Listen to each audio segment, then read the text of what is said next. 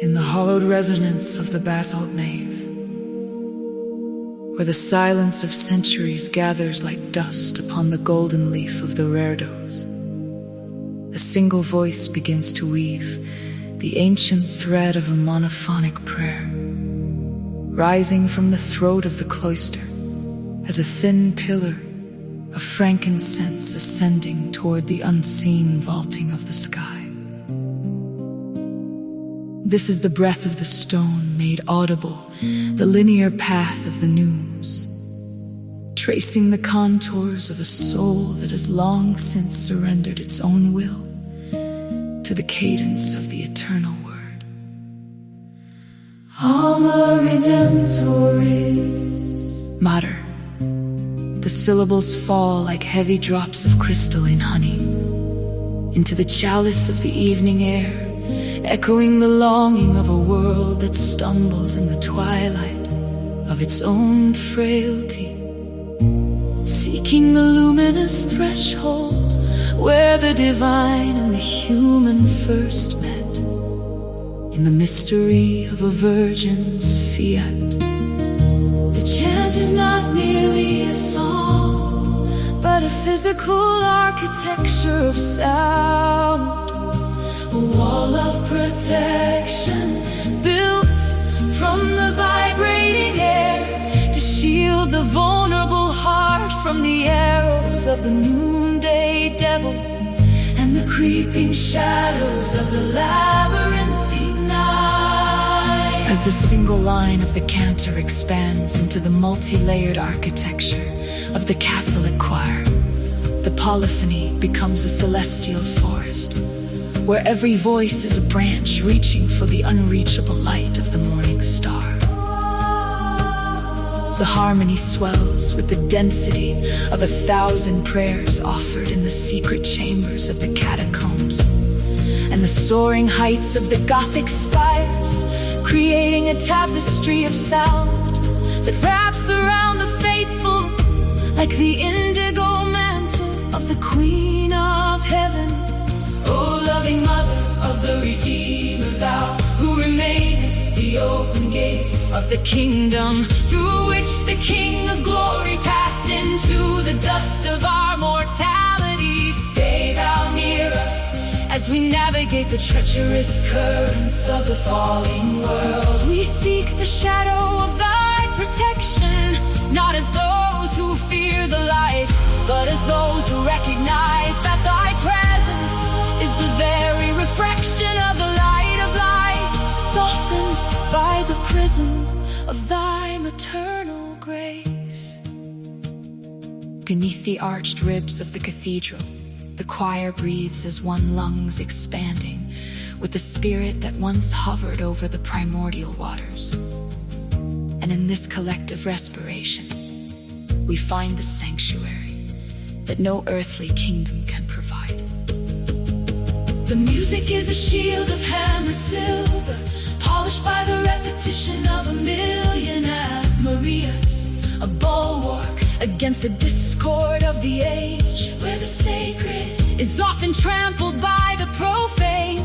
We call upon the star of the sea, whose name is a melody in the midst of the tempest, to guide the ship of our longing toward the harbor of the great reconciliation. Let thy protection be the silence that follows the thunder, the coolness of the dew upon the scorched earth of our anxieties, and the steady hand that holds the lamp when the oil of our own faith begins to flicker and wane.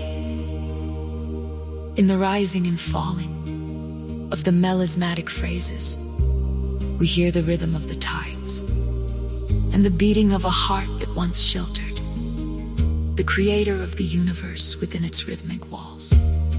The choir ascends to a shimmering crescendo of supplication, a wall of intercession that pierces the heavy clouds of our collective sorrow to touch the hem of the transcendent. We are the children of Eve who fell, and thou art the gate that remains forever open. rivers daily, through which the hope of the world continually flows. The protection we invoke is not a mere absence of pain, but a presence of purpose, a sacred enclosure where the soul is fortified to endure the transformative fires of divine love. Every note of this hymn is a stone in the spiritual fortress we build in thy honor. Mother of mercy, whose eyes reflect the clarity of the beatific vision, even as they look upon the weeping of the valley. May the Gregorian cadence haunt the hallways of our memory, providing steady pulse of sanctity in the chaotic thrumming of the marketplace. Let the chords of the choir be the woven fibers of a shield that deflects the cynicism of the broken and the bitterness of the proud. As the final echoes of the chant dissipate into the stillness of the sanctuary, let the essence of thy protection linger like the scent of roses in a winter garden, a quiet assurance that we are never orphaned from the source of our redemption. Thou who didst succor the fallen nature of man by giving flesh to the infinite, be now the guardian of our finite steps. The hymn ends in a low drum of counterpale peace, a foundational resonance that anchors the spirit to the bedrock of ancient truth. In this space of sound and silence, we are cloaked in the majesty of the Alma Redemptoris. May her find us where the shadows are longest, and lead us by the shimmering trail of thy starlight to the dawn that shall never know an evening. The protection of thy name is a melody written upon the heart, a sacred armor of lyric and light, that no darkness of the eternal word, Alma Redemptoris, made her find us where the shadows are longest, and lead us by the shimmering trail of thy starlight to the dawn that shall never know an evening. The protection of thy name is a melody written upon the heart, a sacred armor of lyric and light, that no darkness of the eternal word, Alma Redemptoris. Mightier the syllables fall.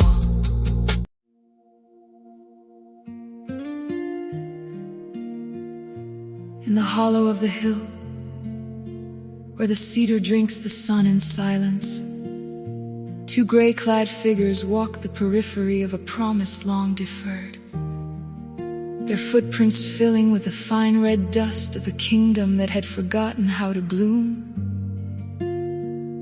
They were the hushed prelude to the thunder, the narrow mountain path that leads at last to the wide and terrifying sea of the infinite Joachim, whose heart was a furrow plowed by decades of drought, sought the solitude of the high places, where the wind smells of salt and the bleaching of bones, offering up a childless sorrow to the architect of the stars.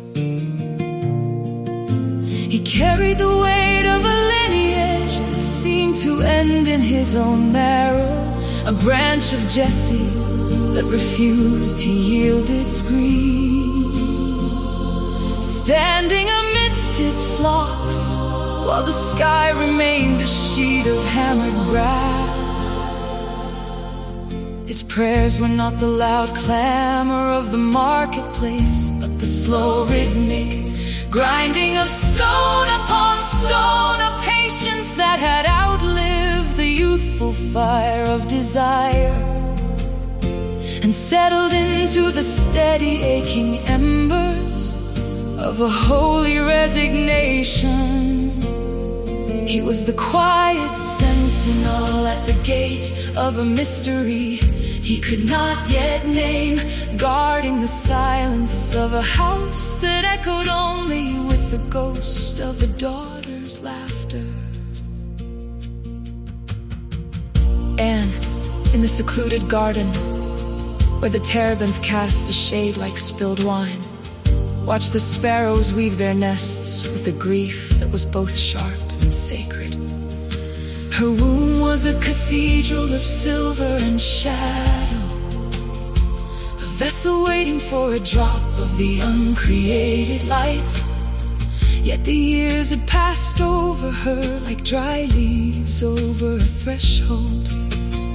She did not rail against the heavens with the bitterness of the broken, but rather offered her emptiness as a gift, a hollow space where the spirit might one day breathe. She moved through the corridors of her home with the grace of a woman who carries a secret treasure that does not yet exist. Her hands stained with the blue of the wool she spun and the gray of the ash from the hearth. Her tears were the hidden springs of Nazareth, watering the roots of a hope that the world deemed withered. A quiet stubbornness of faith that bloomed in the wrinkles of her eyes. She was the lone, the rich, and ancient earth, prepared through generations of fidelity to receive the seed of the woman who would, in turn, enclose the unenclosable. When the two shadows met at the Golden Gate, the intersection of their long suffering became the pivot upon which the history of the universe began to turn. They did not speak of the angels who had whispered in their separate solitudes, for their union was a liturgy of touch and recognition, a recognition that the long winter of Israel was drawing to a close. In that embrace, the hiddenness of their lives became the foundation stone of a temple not made with hands.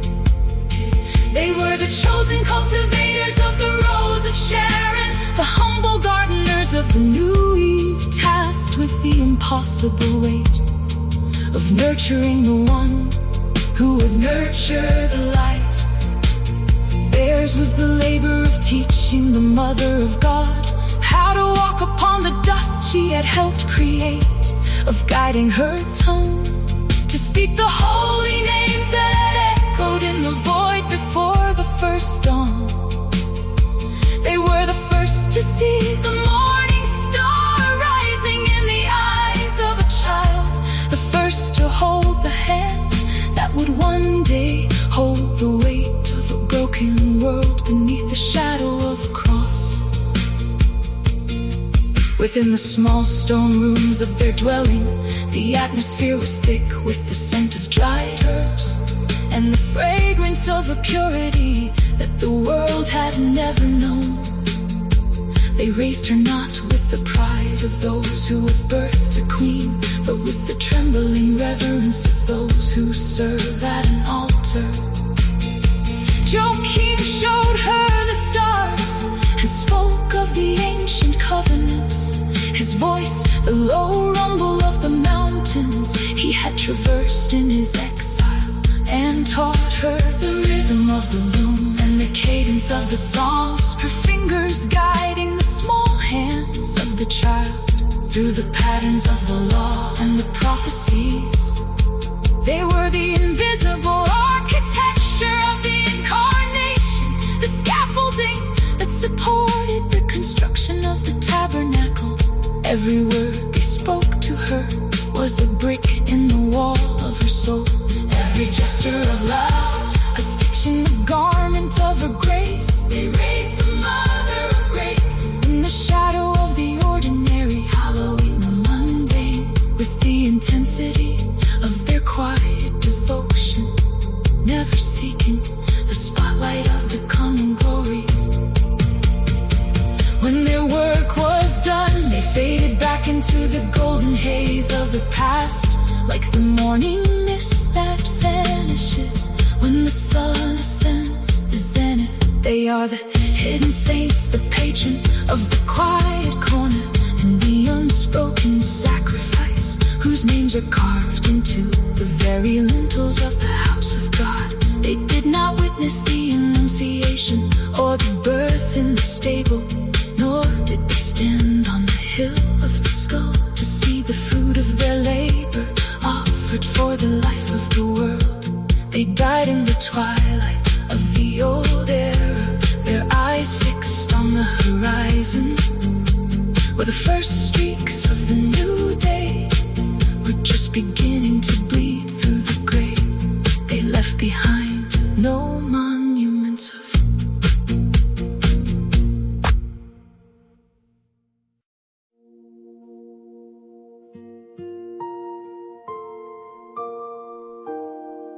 in the hollowed resonance of the basalt nave, where the silence of centuries gathers like dust upon the golden leaf of the reredos, a single voice begins to weave the ancient thread of a monophonic prayer, rising from the throat of the cloister as a thin pillar of frankincense ascending toward the unseen vaulting of the sky.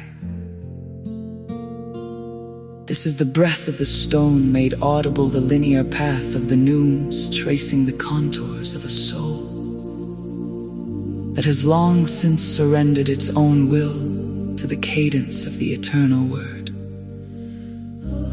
Alma Redemptors Mater. The syllables fall like heavy drops of crystalline honey into the chalice of the evening air, echoing the longing of a world that stumbles in the twilight of its own frailty, seeking the luminous threshold where the divine and the human first met, in the mystery of a virgin's fiat. The chant is not merely a song, but a physical architecture of sound,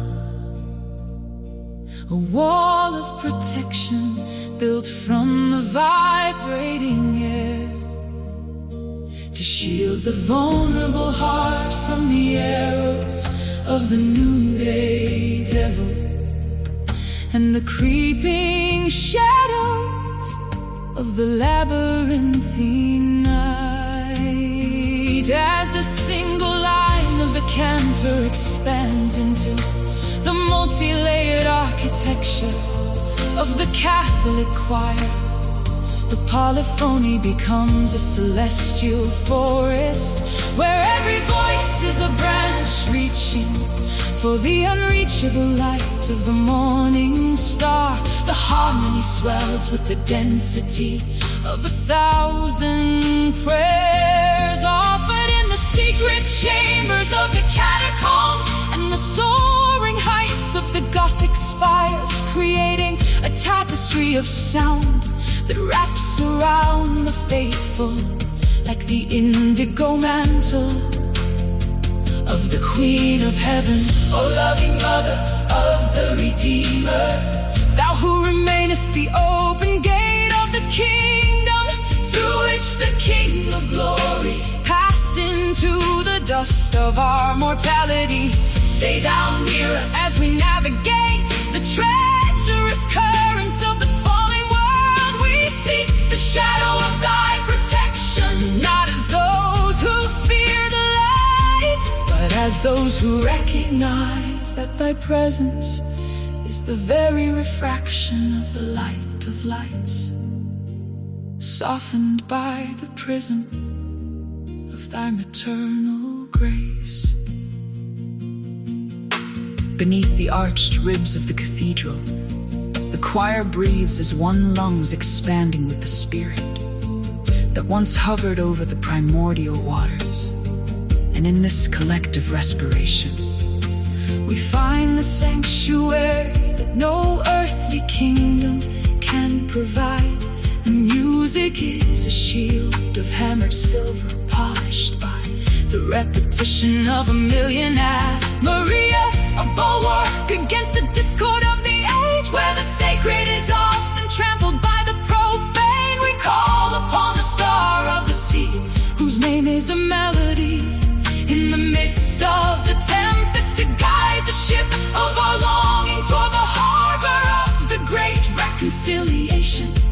Let thy protection be the silence that follows the thunder, the coolness of the dew upon the scorched earth of our anxieties, and the steady hand that holds the lamp when the oil of our own faith begins to flicker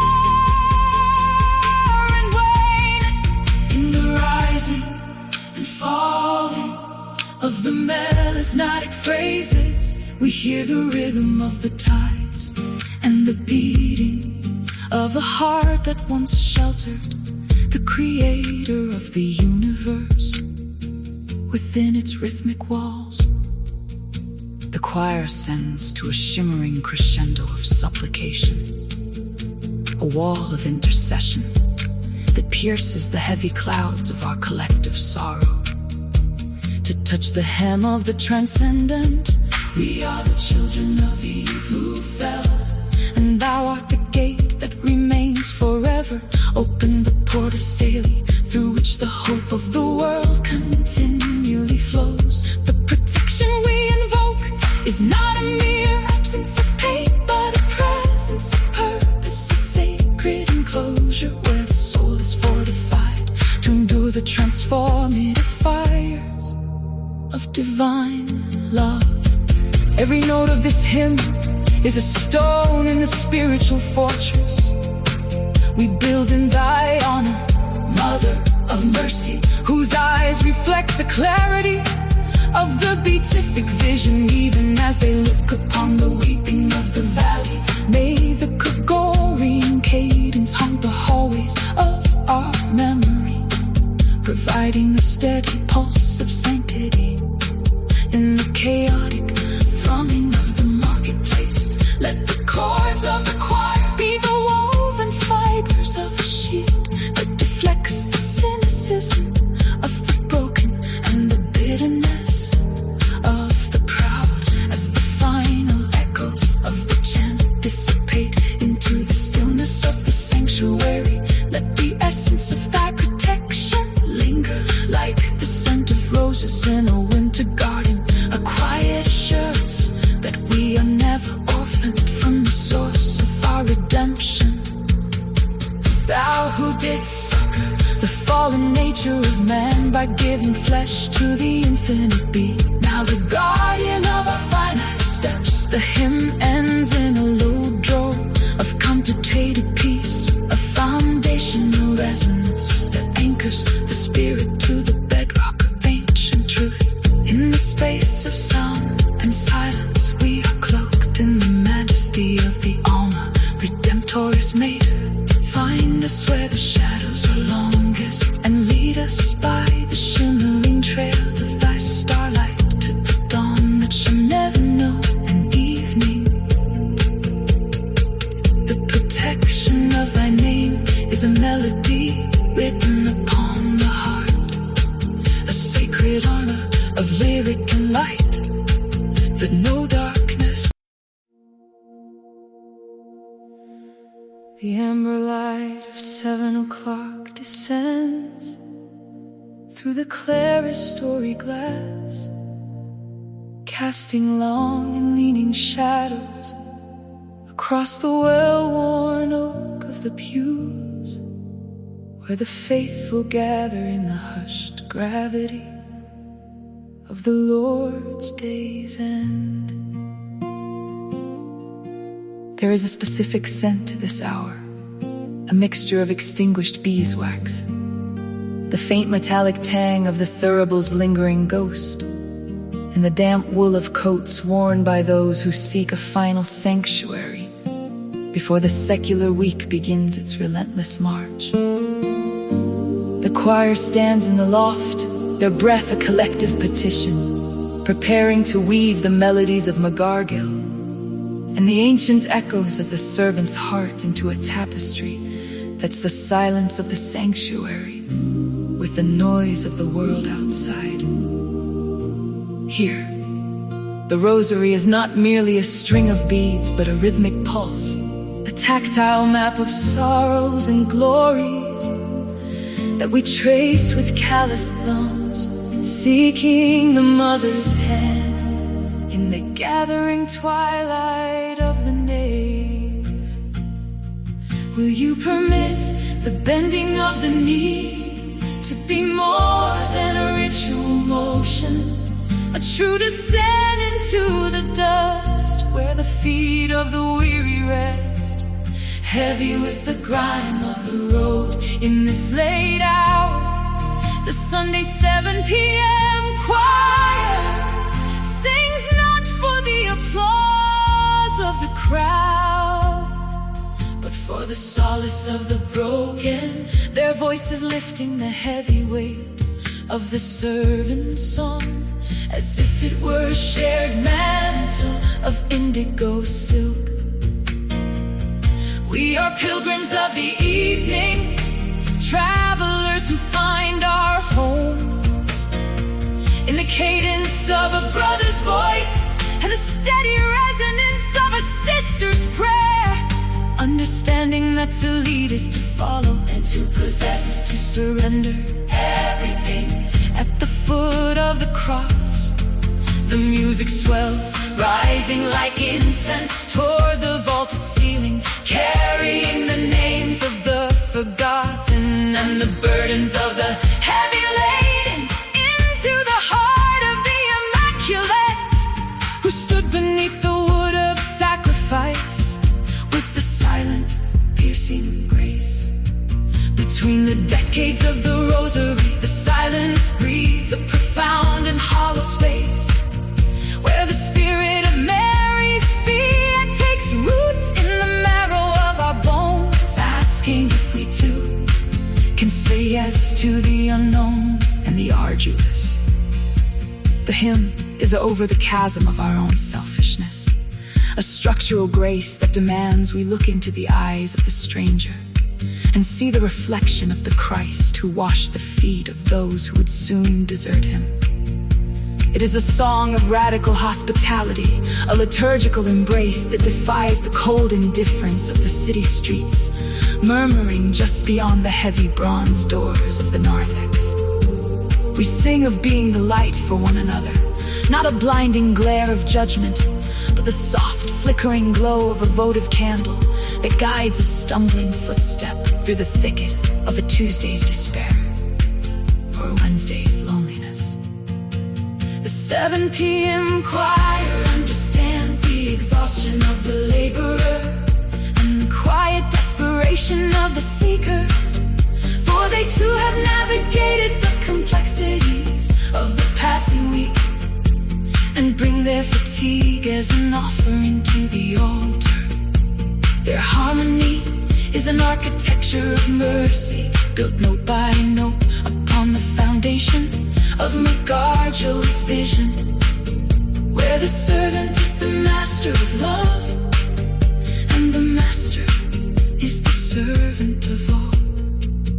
Each word of the lyrics is a seed planted in the fertile dark of the Sabbath evening, watered by the tears of the penitent and warmed by the communal fire of the Eucharist. We are weaving our lives into the mysteries of the Rosary, finding our own trials in the Garden of Gethsemane and our own small triumphs in the light of the resurrection, all while the clock ticks toward the midnight that marks the end of our rest. Let the melody be a balm for the spirit that has forgotten how to weep, a gentle rain that softens the parched earth of a heart hardened by the cynicism of the age. As the final verses of the servant's song rise to meet the shadows of the choir loft, there is a sense of a circle closing, a holy enclosure where the Marian devotion of the Rosary meets the active ministry of the disciple.